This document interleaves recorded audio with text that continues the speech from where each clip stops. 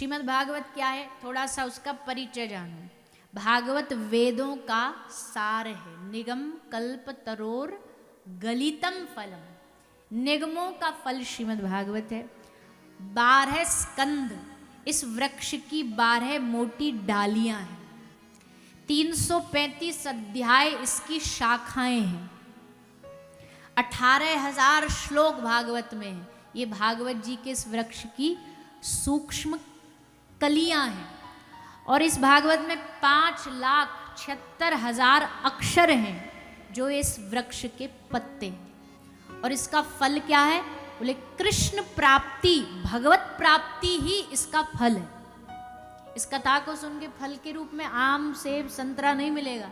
क्या मिलेगा, भगवान की भक्ति की प्राप्ति ही इस कथा का फल। महात्म्य क्यों सुनाया गया, क्योंकि संत महापुरुष जानते थे आगे कलयुग आ रहा है। कलयुग का आदमी इतना चतुर चालाक है, जब तक इसको किसी चीज की महिमा नहीं बताओगे ये उस चीज को स्वीकार नहीं करेगा। इसको महिमा बतानी पड़ती है। ये लोग इतना पैसा अपने अपने सामान बेचने पर, प्रोडक्ट पर, एडवर्टाइजमेंट में क्यों खर्च करते हैं। लाखों करोड़ों करोड़ों रुपया खर्च होता है एक एडवर्टाइज लगाने में। क्यों खर्च करते हैं, इसकी जितनी कोई बड़ा आदमी हाथ में ले, अच्छा कोई बढ़िया माता कोई हीरोइन हो और हाथ में ले ले क्रीम और फिर लेकर के बोले 7 दिन में गोरे हो जाइए, और फिर उसमें एक पट्टी आती है, एक दिन में इतना गोरा, दूसरे दिन में और थोड़ा, 30 और 7वें दिन तक तो वो ऐसी अंग्रेजन बन जाती है, ऐसी हो जाएगी पहचान में ना आए। अब जो उसको बार बार टीवी पे देखे, फोन पे देखे, बोर्डों पर लगा देखे, अब वो क्या सोचेगा, हमको भी गोरा होना है। अब चाहे ढूंढ के कहीं से भी लाएगा पर वही वाली क्रीम लाएगा। अब हम नाम नहीं बोलेंगे उसका, क्यों हम फ्री में क्यों एडवर्टाइज करें। पर समझदार को इशारा काफी हो। भैया क्रीम घिसने से कोई गोरा हो जाता तो गांव की इतनी भैंसियां हैं, इनको थोड़ा सा, ज्यादा नहीं तो 1-8% तो बढ़ सकता है, लगा के दिखा, कोशिश करके देखो। पर अब उसको देखने से हुआ क्या, हमको चाहिए। अब लगन लगेगी हमको मिल जाए।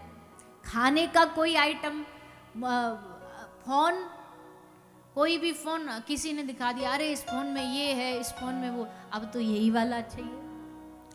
और आजकल तो ऐसी आती है, पूछ दांत साफ करने की ऐसी आएगी, दांत कुछ किया, कुछ खाया या कुछ टूथपेस्ट करी, दांत इतने चमकने लगे कि बिना लाइट के ही उजाला हो गया। अब बताओ, इतना झूठ भी कोई पचता है, इतना झूठ कोई पचता है। वो लाइट बंद कर दो, दांत ऐसे दिखा दो तो सब चमक जाएगा। अब हमें भी फिर वही चाहिए, वो दांत चमकाएंगे। ये क्या है, ये सारा खेल। इस किसी भी, ये बात बताने का हमारा भाव ये है कि किसी भी चीज की प्राप्ति का लालच मन में तब जागता है जब कोई हमें उसके गुण बताता, उसकी महिमा बताता, उसकी महत्व को बताता। इसलिए भागवत शुरू करने से पहले संतों ने विधान किया कि पहले महिमा बताओ ताकि इन सब के मन में लालच जाग जाए। और एक बात और, ये भागवत की महिमा में आपको कोई संसार का लालच नहीं दिया जाएगा। भाई हम पहले दिन ही स्पष्ट बोल दें, कथा सुन के आपके पुत्र प्राप्ति हो जाएगी, संतति हो जाएगी, कथा सुन के आपके धन धान्य बढ़ जाएगा, कथा सुन करके आपका रोग निरोगी काया हो जाएगी। ये सब लालसा, ये सब लालच भागवत नहीं देती है, क्योंकि भागवत इन सब चीजों के लिए नहीं लिखी गई है। भागवत किसके लिए लिखी गई है, भागवत लिखी गई है कि कथा सुन करके आपके हृदय में भगवान को पाने की इच्छा जाग जाएगी। ये कथा का सबसे बड़ा फल। भागवत ये लालच देगी आपको कि आपके मन में कथा सुनने की इच्छा जागे। 7 दिन पहले दिन भले आप इस पंडाल में गाली देते हुए, अपशब्द बोलते हुए आए हो, पर 7वें दिन जब आप पंडाल से बाहर जाएं तो आपकी जुबान पर भी आवाज निकले, क्या? तो बोलो ना जोर से, शर्मा क्या कर रहे हो, और जोर से बोलो। पिछले वाले आप किसी और मोहल्ले में बैठे हो क्या? जय जय श्री राधे। यहां से जब निकले तो जुबान पे बस यही चलना चाहिए। भले पहले को हम कुछ भी बोलते घुसे हों, कुछ भी भाव लेके घुसे हों, पर जब कथा सुन लें, कथा सुन करके हमारी जिव्या पे, हमारे मन में ठाकुर जी का वास हो, ऐसा भाव रखोगे तब इस कथा की महिमा। तो सच्चिदानंद रूपाय विश्वोत्पत्त्यादि हेतवे तापत्रय विनाशाय श्री कृष्णाय वयम नमः।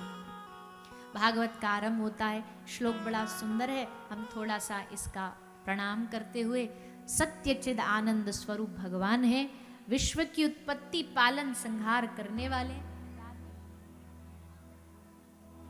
उत्पत्ति पालन संहार करने वाले हैं।